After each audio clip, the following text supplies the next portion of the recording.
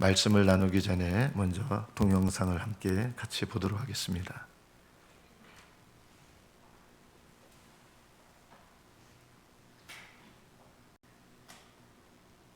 저는 멕시코의 그 최미 남단에 있는 치아파스라는 주에서 거기서도 가장 남쪽에 있는 조그만 시골 마을인 꼬미단이라는 곳에서 사역을 하고 있는 김윤상 선교사입니다. 5년 전에 이 멕시코의 그 시골 마을로 하나님께서 그 굉장히 강력한 부르심이 있었어요. 그래서 이제 그 말씀에 순종하기로 결정하고 짐을 정리해서 멕시코 땅으로 떠나게 되었습니다. 그런데 이 멕시코 땅으로 떠날 때 하나님이 네가 그곳에 가면은 정말 젖과 꿀이 흐르고 네가 손대는 것마다 다 잘 되고 정말 어떤 꿀단지 같은 게 있을 거야. 큰 축복이 있을 거야 라는 말씀을 주지 않으셨어요. 하나님이 되게 야속하시게도 떠나라 라는 말씀을 그렇게 강력하게 하시면서도 동시에 그곳은 광야야 라는 말씀을 하셨어요. 그래서 저희 가족은 그곳에 가면서 각오했습니다. 우리 인생의 광야, 이것을 우리가 이제 맞고 이제 그것을 한번 경험해보자 라는 그런 마음을 가지고 떠났습니다. 3년 전이었습니다. 그곳에서 열심히 사역을 하고 있는데 3년 전 어느 날 밤이었어요. 비가 굉장히 많이 내리는 밤이었고 제가 밤에 운전하고 선교센터로 돌아오는 길이었어요. 그때 기억으로는 오늘 너무 앞에 시야가 안 좋다, 너무 앞이 안 보인다, 이러는 그런 생각을 가지고 있었어요. 그날 밤에 이제 선교센터로 돌아오는 고속도로에서 앞에서 달려오던 차와 정면 충돌 사고를 겪게 됩니다. 굉장히 큰 사고였고요. 저는 그 사고 충돌 순간부터 이미 정신을 잃어서 아무 그 사고에 대한 기억을 가지고 있지 않습니다. 그 당시에 이제 제 장이 굉장히 많이 파열이 됐었고 굉장히 많은 출혈들이 있었다고 해요. 제가 병원 응급실에 실려갔을 때는 이미 피의 한 60% 정도가 출혈이 됐었다라고 의사가 얘기하더라고요. 그래서 제가 병원에 실려갔을 때 이미 살아있는 자체가, 숨이 붙어있는 자체가 기적이었다라는 얘기를 나중에 전해 듣게 되었습니다. 그것에서 응급수술을 했었고요. 그리고 장에 이 파열된 부분들을 제거를 했습니다. 그랬는데 그 수술 때, 첫 번째 수술 때 장에 파열된 부분들이 깨끗하게 제거되지 않았어요. 그래서 그 파열된 부분들이 남아 있었던 거예요. 그렇게 하고서 배를 닫아놨으니까 그 며칠 상간에 그 여전히 파열이 돼 있던 부분에서 이제 이런 내용물들이 뱃속으로 다 나오게 됐었고 그것 때문에 배가 완전히 감염이 됐었어요. 그래서 복막염도 생기고 이제 감염이 돼서 폐렴도 생기고 그리고 폐혈증까지 생기고 그러면서 의사는 이제 저희 가족에게 더 이상 살 가망이 없습니다. 저희가 할 수 있는 것은 다 했습니다. 라는 이제 코멘트를 하기 시작했습니다.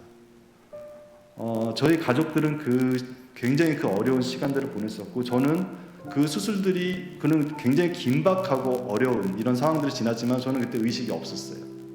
제가 24일간 사고 이후로 24일 동안의 의식이 없이 그저 중환자실에 누워 있었습니다. 그러면서 가족들이 굉장히 그런 얘기들을 들으면 굉장히 힘겨운 시간들을 보냈었고요. 그리고 저는 이제 24일 동안에 수도 없이 죽을 수도 있다가 잠시 살아났다가 죽을 것 같다가 잠시 살아났다 이런 시간들을 계속 보내게 되었습니다. 의사들은 매일매일 기적이라고 그랬어요. 살아있는 것 자체가. 그런데도 저의 심장은 계속해서 뛰고 있었고 저희 인생이 거기서 끝나지 않고 있었습니다. 자, 그거는 이 땅에서 저에게 일어났던 일이고요. 그 시간 동안에 동시에 하나님께서는 저에게 그 시간들을 통해서 굉장히 많은 영적인 세계의 경험을 시켜주셨습니다. 제가 사실 그 영적인 세계에 대한 어떤 기대나 이런 것들이 많던 사람이 아니었어요. 굉장히 말씀 위주의 신앙생활을 중요시했던 사람이었고 영적인 세계가 있지, 당연히 있겠지, 성령님이 계신데 있겠지, 하나님이 역사하시는 게 있지 하지만 그럼에도 나는 말씀이 좋아 라는 이런 신앙생활을 하던 사람이었어요. 그래서 그랬는지 하나님께서 영적인 세계들을 굉장히 많이 경험하게 해주셨습니다. 그 세계에서 경험했던 많은 것들 중에서 제가 오늘은 여러분들과 그 정말 중요한 우리가 살면서 반드시 기억해야 될 그 몇 가지만 나누도록 하겠습니다. 제가 그곳에 그 어떤 한 14~15명 되는 그 악한 영들이라 하면은 여러분 어떤 이렇게 막 뿔이 있고 굉장히 무섭게 생기고 이렇게 피도 흘리고 혓바닥도 길고 뭐 이런 거 생각 나실 수도 있잖아요. 근데 그게 아니라 사람의 모습을 하고 있는 그런 영들 가운데 갇혀서 지내고 있었어요. 그래서 어느 날 제가 그 갇혀 있는 곳을 빠져나오게 됩니다. 제가 다니엘 기도회 때 그 예수 보혈이라는 것을 외치면서 그들과 싸웠었는데 그러면서 그 장소를 빠져나오게 됐었어요. 빠져나오게 돼서 어느 캄캄한 밤에 제 기억으로는 그래요. 그 자갈밭들이 있었고 그 옆에 바다가 있었고요. 그리고 앞에는 큰 돌산들이 2개가 있었어요. 그 중에 이 오른쪽 돌산의 꼭대기에 누가 서 있더라고요. 딱 보니까 대본에 알 수 있었어요. 예수님이시라는. 그 어떤 그 빛을 내면서 거기서 어떤 누군가 사람의 모습을 한 누군가 서 있는데 딱 대본에 알겠더라고요. 예수님을 만날 때 딱 그런 느낌이에요. 딱 그 느낌. 예수님. 그렇습니다. 그곳에서 제가 예수님 만났는데 그때 그 순간은 저에게 있어서는 정말 그 마지막 숨이 끊어지는 그 마지막 순간이었습니다. 그곳에서 그 예수님을 보고 저는 정말 그 당시에 그곳에도 제 힘이 없었어요. 다 죽어가고 있어서 기운도 없었어요. 그러면서 그 예수님을 보면서 그곳으로 제가 가기 시작했습니다. 그 예수님이 그 서 계신 것을 보면서 어떤 느낌이 들었었냐면요. 저렇게 예수님이 계신데, 저렇게 예수님이 살아 계신데 왜 나는 저렇게 돈 벌려고만 애쓰고 살았나? 그게 뭐 그렇게 영광이 된다고? 그런 후회들을 하면서 내 지금 남아있는 이 숨, 끝나가는 이 생명, 이것만 가지고라도 내가 예수님이 저기 계신 저곳으로 내가 가리라. 그리고 그 길 위에서 내가 죽으리라 라는 결심을 하고 정말 모든 힘을 짜내서 그 산을 기어 오르기 시작했습니다. 한 산 중턱쯤 갔었던 것 같아요. 정말 이제 모든 기운이 빠져서 더 이상 갈 수가 없었어요. 근데 그 산 중턱쯤에 예수님이 내려오셨어요. 그 저를 만나셨습니다. 정말 예수님은 어떤 환상 가운데서 이렇게 예수님이 이렇게 팔 벌리고 나타나신 이런 게 아니라 정말 이런 여러분들과 저의 이 만남처럼 예수님은 정말 대면하게 되었습니다. 그리고 딱 알 수 있었는데 이것이 내가 이 땅에서의 삶은 이제 여기서 끝나는구나. 바로 알 수 있었습니다. 그리고 그곳은 바로 심판의 자리였습니다. 예수님께서는 그곳에 어떤 그 십자가에 달리신 우리가 상상하는 그런 모습이 아니라 저의 인생의 심판자로서 그곳에 오셨었습니다.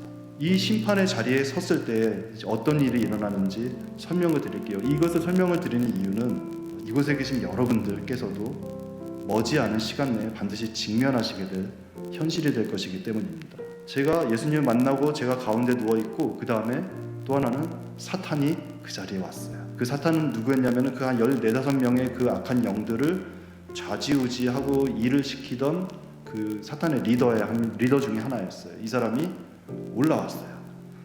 자, 사탄이 있고 예수님이 있고 제가 가운데 있을 때 그때부터 심판이 일어나기 시작합니다. 한번 여러분 상상 한번 해보세요. 그 장면을.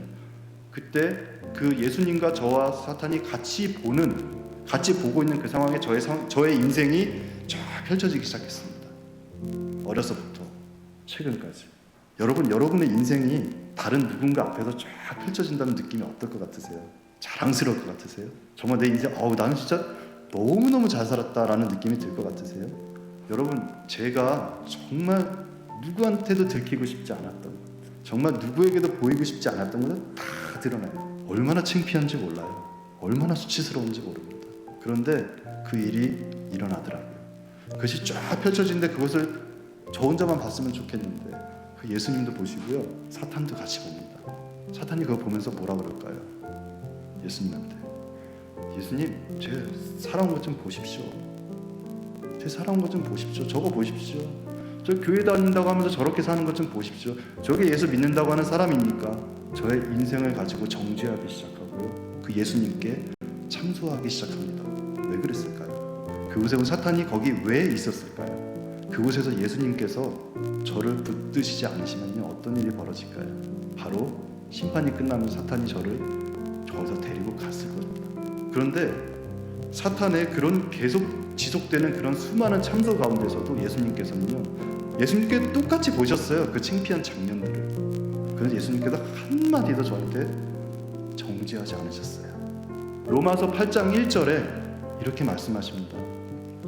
그러므로 이제 그리스도 예수 안에 있는 자에게는 결코 정죄함이 없나니.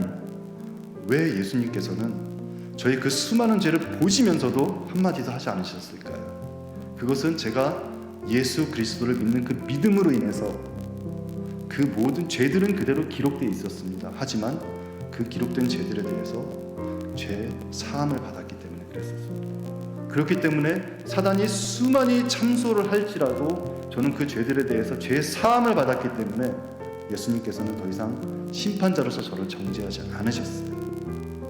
그러면서 사탄이 그렇게 참소를 해도 저를 데려갈 수 없고 예수님께서는 놔주지 않으시니까 정말 제 여기서 이렇게 얘기하고 갔어요. 예수님, 제가 진짜 도대체 제가 뭔데 그렇게 붙들고 놔주지를 않습니까? 라고 예수님한테 정말로 제가 지금 이렇게 좋게 얘기를 하는데 정말 이렇게 따지듯이 얘기하고서 돌아갔습니다. 자, 그곳에서 사탄이 떠나간 그 자리에서 이제 저의 삶에 대한 평가가 이루어졌습니다. 예수님께서는 저의 삶에서요, 예수님께서 가치 있게 생각하시는 순간들을요 이렇게 뽑아내셨어요. 그런데 여러분 그거 아세요? 저는 되게 독실한 믿음의 가정에서 태어났습니다. 그리고 어려서부터 교회에 다녔었고요. 모든 예배에 참석했었고, 교회 수련회, 교회 성경 공부, 부흥회, 선교, 성가대, 찬양대, 교회에서 하는 거 다 하는 거를 다 하면서 컸어요. 다 그렇게 자랐어요. 그렇기 때문에 교회 안에서 보낸 시간이 정말 제 인생에는 많았어요. 그런데 예수님께서 저의 삶에서 그 가치 있게 인정해 주는 시간을 뽑았는데 그게 어땠냐면요, 너무나 적었던 거예요. 너무나 적었어요.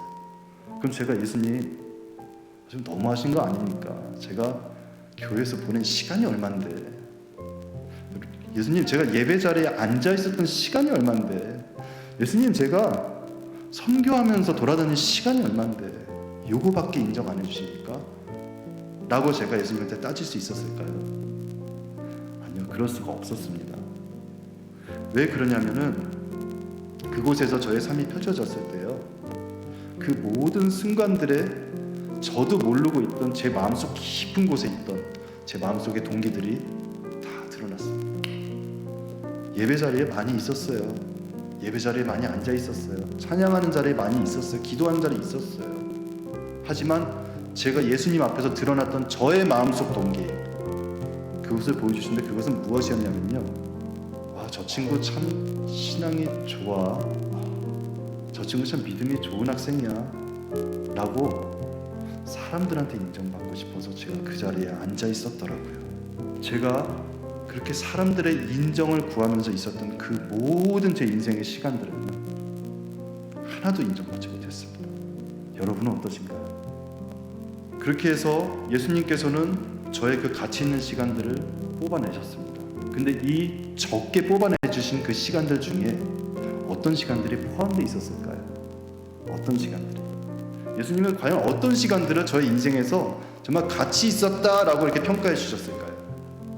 그 시간들은 이랬습니다. 제가 과테말라에 사업을 하면서 굉장히 어려웠던 때가 있었어요. 정말로 돈이 정말로 구조해서 0이 되는 순간이 있었어요.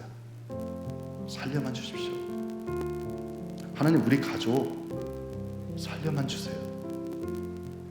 어떤 사람에게 의지할 것이 아무것도 없었던 그 순간, 오로지 하나님만 정말 그 지푸라기 잡는 심정으로 붙들고 씨름했던 그 순간들, 그게 예수님이 그렇게 좋으셨나 봐요. 예수님께서 그 순간을 그 가치 있는 시간들에 뽑으셨습니다. 제가 장담할 수 있습니다. 이곳에서 그 심판의 자리를 피해 가실 수 있는 분은 한 분도 없으십니다. 우리가 구원을 받고 예수 그리스도가 우리를 사탄에게 내주지 않고 심판의 자리에서 우리를 건지시는 그 기준은 하나입니다. 바로 예수를 그리스도로 믿느냐, 그것입니다. 그렇기 때문에 내가 누군가를 만나서 내 앞에 앉아있는 이 사람, 그것이 누가 됐든 이 만남이요, 여러분 마지막일 수 있습니다. 그러면은 이분과의 만남이 내 인생의 마지막이라 그러면은 내가 무엇을 하여야 될까요? 저는 예수 그리스도를 전하겠습니다. 그것이 그 사람에게 제가 줄 수 있는 최고의 선물이기 때문입니다. 최고의 사랑이기 때문입니다.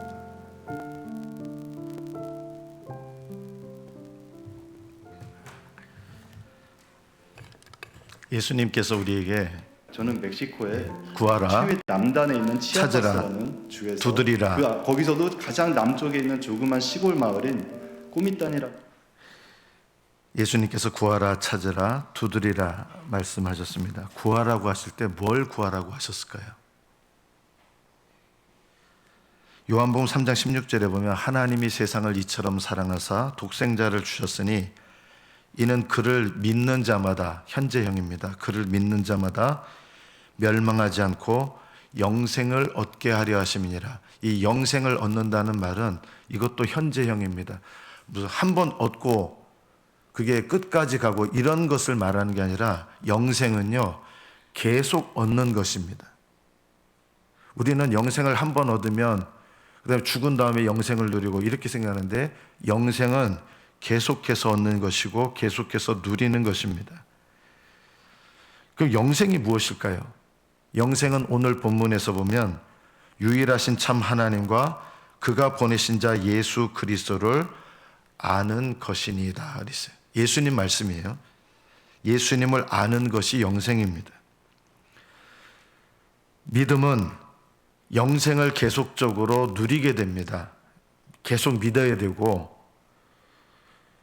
찾으라고 하셨는데, 구하라고 하셨는데 뭘 구해야 됩니까? 사실은요, 영생을 구하라고 하셨습니다. 너희가 필요한 걸 구하라, 이 말씀, 물론 그것도 적용할 수 있겠지만 영생을 구하라는 것입니다. 찾으라고 하셨는데 뭘 찾으라고 하신 걸까요? 찾는 것은 예수님을 찾는 것입니다. 영생으로 만나는 예수님. 예수님을 만나려면 길을 찾아야 됩니다. 수많은 사람들이 넓은 길을 걸어가고 있거든요. 뭘 찾아야 되냐면 좁은 길을 찾아라. 좁은 길을 찾으려면 좁은 문을 찾아야 되거든요. 이게 잘 안 보이는 거예요. 우리가 생각하면 좁은 문, 좁은 길 하면 무슨 고통스럽고 괴롭고 이런 거를 생각하기 쉬운데, 좁은 문, 좁은 길이 뭐냐면요, 좁은 문은 예수님과 친밀한 관계로 들어가는 시작을 말하는 거고요. 좁은 길은 예수님과 친밀한 관계를 누리면서 동행하는 것을 말합니다. 좁은 문을 찾으라는 거예요. 좁은 길을 찾으라는 거예요. 무엇을 두드리라 하셨습니까? 날마다 주님과 친밀한 관계를 유지하면서 좁은 길을 걸어가는 것, 이것이 날마다 천국 문을 두드리는 것입니다. 좁은 문으로 들어가는 것은 여러분 한 번 얘가 경험하면 끝나는 거, 그런 게 아닙니다. 날마다 좁은 문으로 들어가야 됩니다. 날마다. 그래서 날마다 주님과 동행하는 그런 신앙의 삶을 살아야 됩니다. 그래서 예수님께서 누가복음 13장 24절에서 좁은 문으로 들어가기를 힘쓰라, 계속 힘쓰라는 말입니다. 좁은 문으로 들어가기를 계속 힘쓰라는 것은 날마다 좁은 문으로 들어가는 거예요. 내가 인생에 예수님을 인격적으로 만났으면 좁은 문으로 들어간 거니까 그게 한 번으로 끝나고 그런 게 아니라, 좁은 문으로 들어가는 것은 날마다 힘써야 될 일이라는 것입니다. 주님께서 문을 한번 닫으면 아무리 문을 두드려서 열어주소서 해도 나는 너희가 어디로서 온 자인지 알지 못하노라 하면서 열리지가 않을 수 있어요. 우리가 오늘 본문을 통해서 첫 번째, 하나님을 안다는 것은 무엇을 말합니까? 하나님과 그의 보내신 자 예수 그리스도를 아는 것이 영생이라고 했잖아요. 그러면 안다는 게 뭘 말합니까? 안다는 거는요, 인격적인 존재와 인격적인 만남을 갖는 것이 아는 것입니다. 거듭나지 않은 사람들은 하나님 아버지를 알지 못합니다. 당연히 예수님도 알지 못합니다. 그런데 지금 현재 내가 인격적인 만남을 갖고 있지 못할 수 있잖아요. 예전에는 주님과 만났는데 지금 내가 인격적인 만남을 갖지 못할 수 있어요. 그러면 그것은 모르는 겁니다. 안다고 하는 것은 지금 내가 믿음으로 주님과 인격적인 만남을 갖고 있느냐, 이것을 말하는 것이죠. 그래서 하나님을 안다고 하는 것은 지금 현재 신앙 속에서 하나님과 친밀한 관계를 맺고 있느냐, 이겁니다.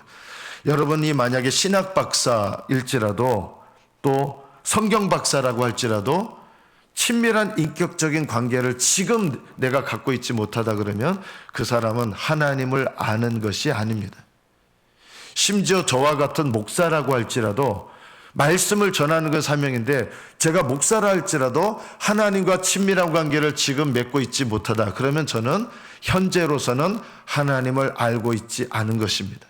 안다라는 말은 현재의 믿음 속에서 살아계신 하나님과 인격적인 관계를 맺는 것입니다. 예전에 맺었던 관계를 말하는 게 아니라 지금 친밀한 관계를 맺고 있느냐, 그것입니다. 하나님께서는 여러분을 사랑하십니다. 여러분은 아마 믿을 것입니다. 하나님께서 저를 사랑하시는 줄 믿습니다. 그런데 하나님께서 나를 사랑하신다고 믿는 것이 믿음이냐, 그것으로는 천국에 들어가지 않습니다. 예수님께서 라오디게아 교회에게 이렇게 말씀하십니다. 요한계시록 3장 19절에 보면 물은 내가 사랑하는 자를 책망하여 징계하노니 그러므로 네가 열심을 내라 회개하라. 라오디게아 교회를 사랑하셨습니다. 주님은 라오디게아 교회 교인들 한 사람 한 사람을 사랑하셨습니다. 그런데 라오디게아 교인들은 주님과 친밀한 관계를 맺고 있지 않았습니다. 자신들이 주님과 이미 신앙생활에 많은 경험이 있었거든요. 아무 문제가 없었다고 생각을 하고 있었습니다. 그리고 자기들이 믿음을 저버렸다고 생각한 적이 없었습니다. 그런데 주님께서는 그들을 사랑하셨지만 그들이 주님과 친밀한 관계를 맺기 위한 열심을 내지 못했고 친밀한 관계를 맺지 못하게 하는 죄들에 대해서 회개하지 않았기 때문에 네가 열심을 내라 회개하라 하신 거예요. 여전히 사랑하셨어요. 그러나 라오디게아 교인들과 예수님은 친밀한 관계를 맺고 있지 못했습니다. 놀라운 말씀인데 이 라오디게아 교회는 주님께서 한 사람 한 사람 사랑하셨는데도 불구하고 이 라오디게아 교인들 중에 주님과 친밀한 관계를 맺고 있는 교인들은 단 한 명도 없었습니다. 단 한 명도 없었습니다. 교인들이 굉장히 많았거든요. 다른 말로 표현한다면 하나님을 아는 사람들이 단 한 명도 없었습니다. 이 라오디게아보다 영적인 형편이 나은 교회가 사대교회였습니다. 이 사대교회 주님께서 주신 말씀이 이것입니다. 사대교회입니다. 사대에 옷을 더럽히지 아니한 자 몇 명이 너에게 있어. 이 너는 교회예요. 사대교회. 몇 명이 옷을 더럽히지 않았다는 거예요. 이 옷은 주님을 믿을 때 입은 흰 옷을 말합니다. 그런데 사대교회 거의 대부분이 죄악으로 인하여 옷을 더럽힌 상태인 거예요.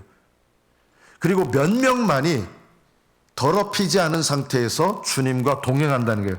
흰 옷을 입고 나와 함께 다니리니 그들은 합당한 자인 연고라. 이 라오디게아 교회보다 사대교회가 영적인 형편이 좀 더 나은 교회였는데 이 사대교회에 예수님과 동행하는 사람은 몇 명이었느냐? 몇 명이었습니다. 정말 몇 명 안 되는 몇 명이었어요. 교인들이 많았는데.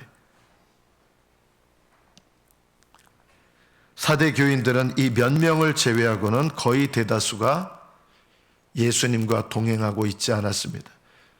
이 라오디게아 교회는 교인들 전체가 그랬고 사대교회는 몇 명을 제외하고는 나머지 모든 교인들이 주님과 동행하고 있지 않았습니다. 흰옷을 더럽힌 사람들이 주님과 동행할 수 있느냐? 안 됩니다. 그럼 주님과 동행하려면 어떻게 됩니까? 흰옷을, 더럽혀진 흰옷을 빨아야 됩니다. 요한계시록 22장 14절에 보면 자기 두루마기를 빠는 자들은 복이 있으니 이는 그들이 생명나무에 나아가며 문들을 통하여 성에 들어갈 권세를 얻으려 함이로다. 자기 두루마기를 빨아야 됩니다. 날마다요.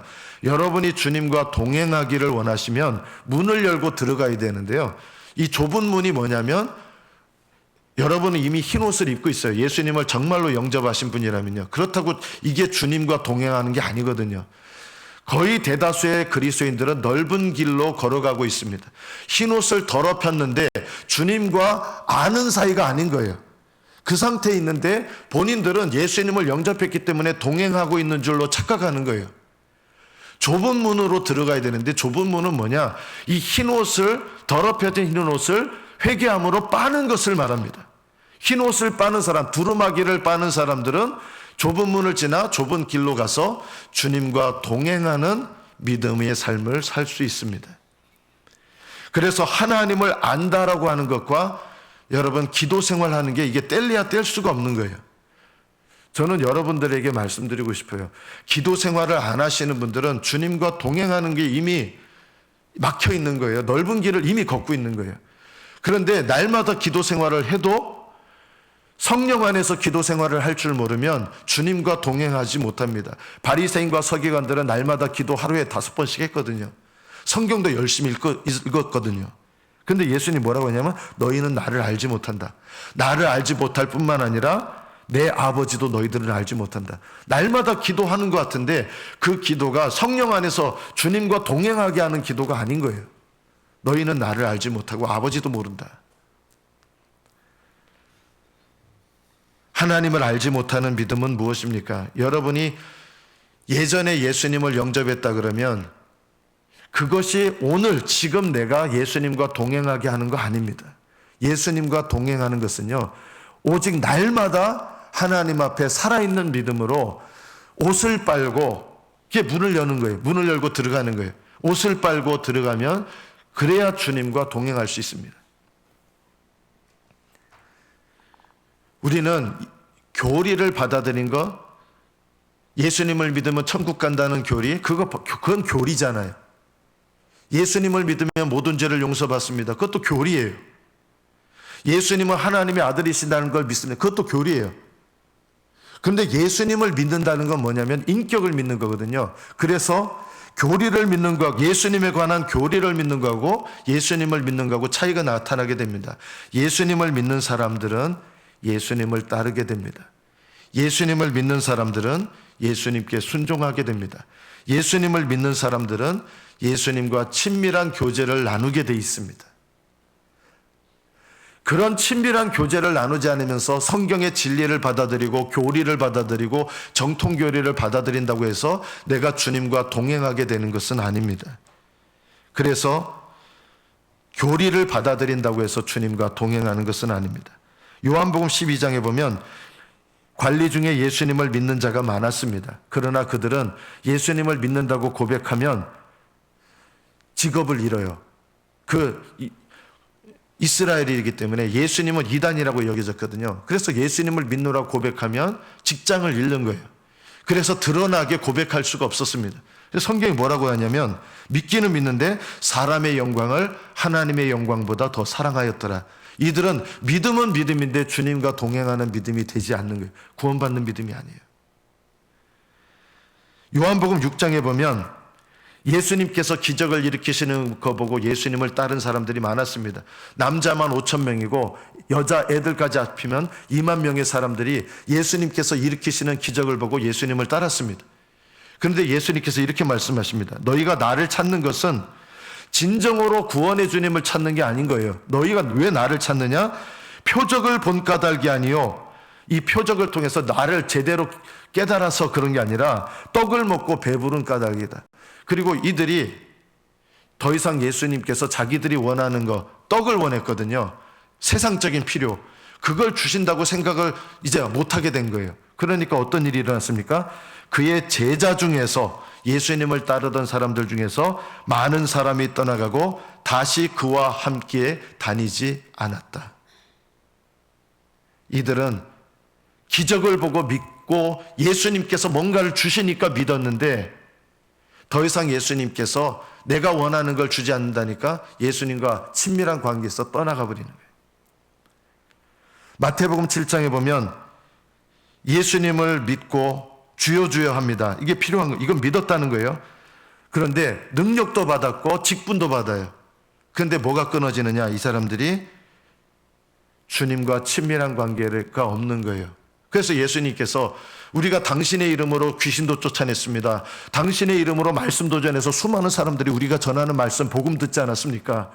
그런데 예수님께서 뭐라고 하시냐면 나는 도무지 너희를 알지 못한다 그랬어요. 도무지 알지 못한다는 말씀은 너희가 나하고 알지 못한다는 게 친밀한 관계가 없다는 거예요. 도무지 알지 못한다는 것은 너희는 나의 능력도 받았고 나에게서 오는 직분도 받았지만 나와 친밀한 관계를 맺은 적이 없다는 뜻이에요. 바깥 어두운 데 쫓겨납니다. 권능도 받았고 직분도 받았는데 바깥 어두운 데 쫓겨납니다. 하나님을 믿는 참된 믿음은 무엇입니까? 천국에 들어가지 못하는 그리스도인들이 많을 것입니다. 아까 그분은 여러분 주님께서 죄를 다 용서해 주셨다 했잖아요. 이게 뭐냐면요, 그리스도 안에 있는 자에게는 예수님을 영접하는 그 순간에 과거와 현재와 미래의 모든 죄를 다 용서하십니다. 이것을 신학적인 용어로 죄책이라고 합니다. 하나님의 심판대 앞에 섰을 때 그 심판대 앞에 서게 됐을 때 드러나게 될 나의 죄들이에요. 이게 죄책이에요. 심판대에서 드러나는 나의 죄를 죄책이라고 하는데, 예수님을 진정으로 영접한 사람들은 영접하는 그 순간 모든 죄책을 용서받습니다. 자, 그러면 그것이 끝이냐? 죄책을 용서받은 자는 하나님의 성령을 주셔서 그 다음부터는 뭘 하게 하시느냐? 성령님을 따라 주님과 동행하게 하십니다. 그래서 여러분들이 정말 예수님을 영접해서 모든 죄를 용서받은 걸로 그걸로 끝나는 게 아니라 또 다른 심판이 있습니다. 여러분이 살아온, 예수님을 믿고 살아온 인생의 날들 가운데서 하나님께서 기쁘게 받으신 것을 심판하실 때가 옵니다. 얼마나 주님과 친밀한 관계를 맺었는지. 예수님을 영접했다고 하면서 주님과 친밀한 관계를 맺지 않으시는 분들이 있습니다. 이런 분들은 사실은 정확하게 말씀드리면 예수님을 영접한 것이 아닙니다. 그들은 아까 그분처럼 심판대 앞에 섰을 때 마귀가 정죄하고 율법이 정죄하고 기소를 합니다. 그 죄들을 보게 되는데, 주님께서 그 죄에 대해서 정말 예수님을 영접한 사람들은 그 죄가 주님께서 하나도 인정치 않으실 거예요. 그리스도 예수 안에 있는 자들은요. 그러나 그날에 나는 예수님 안에 있다고 생각했는데 수많은 그리스도인들이 예수님 안에 있지 않았다는 것을 알게 됩니다. 아까 그분은요, 예수님 안에 있던 분이에요. 근데 수많은 그리스도인들은 나는 예수님 안에 있다고 생각했는데 예수님 안에 있지 않다는 걸 언제 발견하게 되느냐? 하나님의 심판대 앞에서 내가 예수 그리스도 안에 있지 않았다는 사실을 알게 되는데, 얼마나 많은 사람들이 알게 되느냐? 정말 많은 그리스도인들이 그때 가서 알게 됩니다. 이것이 얼마나 무서운 일입니까? 여러분이 구하라, 영생을 구하십시오. 한 번 구하고 받는 걸로 끝나는 게 아니에요. 영생은 하나님과 그의 보내신 자를 아는 것, 날마다 친밀한 관계를 맺으며 살아가는 것입니다. 그래서 여러분이 주님이라고 고백하는 여러분의 믿음이 진실한지 여부를 어떻게 알 수 있느냐? 아는 것에 의해서, 주님을 아는 것, 날마다 친밀한 관계 속에서 알아가는 것, 이것이 있느냐 없느냐로 분별해야 됩니다. 예수님을 진정으로 영접했는데 주님을 아는 것이 없다. 그럴 수가 없는 거예요.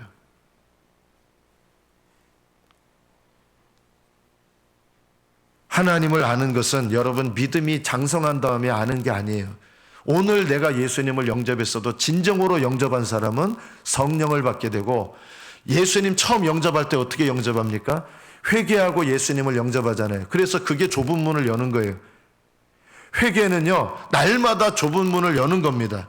하나님 앞에, 친밀하신 주님 앞에 나가면 벌써 내가 하나님 앞에 오늘 회개될 죄가 벌써 보이거든요. 친밀한 관계를 내가 누리려 그러면 우리 성도들이 도대체 뭘 회개해야 됩니까? 이러는데요. 친밀한 관계를 주님과 실제로 누리려 그러면 벌써 주님 앞에서 내 죄가 보여요. 내 의의 옷을 받았지만 빨게 돼 있어요. 그게 좁은 문을 여는 비결이에요. 그리고 주님은 보혈로, 여러분 이거는 심판대에서 죄책을 말하는 게 아니에요. 날마다 주님과 친밀한 관계를 맺을 때 내 죄로 더럽혀진 나의 두루마기를 주님 앞에 회개할 때 빨아요. 그러면 문을 열고 들어가서 주님과 동행, 친밀한 관계를 회복하게 됩니다. 그리고 이것이 주님과 날마다 동행하는 것입니다. 좁은 문으로 들어가기를 힘쓰라는 말은 계속해서 힘써야 되는 겁니다. 어제까지 좁은 문으로 들어가서 좁은 길을 걷다가 오늘 기도 생활 멈추고 그냥 내 마음대로 살고 넓은 길로 갈 수 있습니다. 얼마든지. 주님은 넓은 길을 가는 그리스도인들도 사랑하십니다. 수많은 그리스도인들이 넓은 길로 가고 있습니다. 인생 끝까지 기다리세요. 사실은요, 좁은 길로 돌아오시기를. 좁은 길이 뭐냐면 고통스러운 길을 말하는 게 아니라 날마다 회개함으로 씻음을 받고, 내 옷을 씻음을 받고 주님과 친밀한 관계로 들어가서 동행하는 것을 말합니다. 이게 어려운 것, 고통의 삶 이런 걸 말하는 게 아니에요. 좁은 문은 바로 주님과 친밀한 관계를 날마다 누리는 것입니다. 주님과 동행하는 것입니다. 어떻게 들어가느냐? 여러분 처음 믿을 때도 회개와 믿음으로 들어가잖아요. 그런 것처럼 날마다 회개와 믿음으로 들어가는 것입니다. 하나님을 지속적으로 날마다 아는 것을 위해서 필요한 것이 똑같습니다. 날마다 회개와 믿음으로 주님께 나아가야 됩니다. 회개의 문을 열고 믿음으로 주님께 나가는 것, 이것이 하나님을 날마다 아는 비결입니다. 저는 감히 제가 정죄할 자격도 없습니다. 그러나 수많은 그리스도인들이 주님과 친밀한 것, 하나님을 아는 것을 떠나서 넓은 길을 걸어가고 있는데, 라오디게아 교인들처럼 넓은 길을 걸어가도 주님 사랑하십니다. 한 사람 한 사람 사랑하십니다. 그리고 기다리십니다. 그러나 돌아오지 않고 넓은 길에서 끝나시면 어떻게 되는지 아십니까? 넓은 길에서 끝나면 천국으로 들어가지 못합니다. 천국에 들어가는 거는요, 날마다 주님과 동행하면서 들어가는 거예요. 그리고 날마다 주님과 동행해서 천국으로 들어가면 주님께서 우리를 구원한 것에서 끝나시는 게 아니라 우리가 살아온 인생의 날들을 보게 하실 때가 있습니다. 그때 심판의 날에 주님을 위하여 믿음으로 섬긴 것, 겸손함으로 섬긴 것들은 주님께서 인정해 주시고 하늘의 영원한 상으로 갚아주시게 되는 겁니다. 그래서 인생 끝에도 넓은 길에서 돌아와서 좁은 길로 가면 그래도 물론 천국은 들어가요. 주님은 끝까지 기다리세요. 그런데 인생 끝에서 좁은 길로 들어오는 거 내 인생에 얼마나 큰 손해입니까? 왜냐하면 하나님을 위해서 섬기고 산 게 없는 것인데요. 그러면요, 일찍부터 주님과 동행하는 것이 복되고요, 일찍부터 주님을 위하여 사는 것이 복되고요, 그리고 자신만만하면 안 됩니다. 날마다 겸손하게 신앙이 어려도 동행할 수 있고요, 신앙이 아무리 깊은 사람도 좁은 길을 오랫동안 걸어왔어도 넓은 길로 빠져나가서 거기서 돌아오지 않으면 불쌍한 영혼이 되는 거예요. 하늘나라 가는 그날까지 날마다 주님과 동행하는 이 길을 걸어가야 됩니다. 좁은 길을 걸어가지 않아도 구원받고 그런 거 아니에요. 천국은요, 좁은 길을 걸어가면서 들어가는 거예요. 이 자리에 여러분 직분 받으신 분들도 계시고 능력 받으신 분도 있을지 모르겠어요. 그리고 지금까지 주님을 위해서 섬겨오신 분들도 있을지 모르겠어요. 그것으로 천국에 들어가는 것이 아닙니다. 천국에 들어가는 것은 어린아이와 같은 믿음, 날마다 하나님 앞에 내 죄를 깨닫고 회개하는 것, 그리고 어린아이와 같이 예수님을 의지하고 붙잡는 것, 어린아이와 같은 믿음으로 날마다 살면서, 그리고 끝까지 살면서 이렇게 날마다 주님과 동행하며 천국에 들어가는 것입니다. 이것을 꼭 기억하십시오. 그리고 날마다 주님과 동행하는 것 불편하지 않습니다. 복된 일이고 기쁜 일이고, 주님께서는 날마다 여러분이 주님께 돌아와서 이 옷을 빨고 회개의 문을 열고 주님과 동행하는 것을 기뻐하십니다. 믿음이 훌륭한 분들만 동행하는 거 아니에요. 오늘 예수님을 영접한 사람도 회개와 믿음으로 주님께 나가면 얼마든지 주님과 동행할 수 있습니다. 하나님 앞에 이 믿음의 길을 걸으시기를 축복합니다. 적용하시기 바랍니다. 하나님을 알기를 원하십니까? 하나님을 아는 것을 위해서 어떤 적용을 하시겠습니까? 기도하겠습니다.